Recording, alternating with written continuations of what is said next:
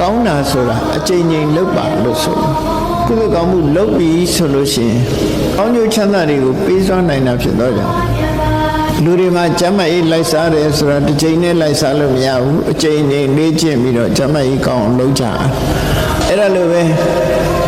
စိတ်ကျမ်းမာမှုလို့ဆိုတဲ့ကုသိုလ်တရားကိုလည်းပဲစင်စမပြတ်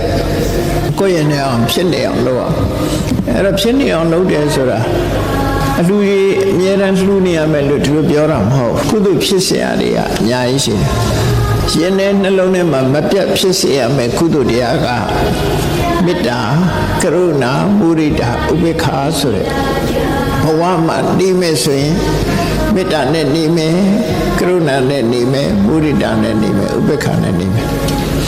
အဲ့ဒီမှာတပြိုင်နဲ့နေလို့တော့မရဘူးမေတ္တာနဲ့နေတဲ့အခါမှာကရုဏာမုဒိတာဥပေက္ခမပါဘူးတော့ပြောမေတ္တာနဲ့နေပြီဆိုရင်ကိုယ်နဲ့ထပ်တူ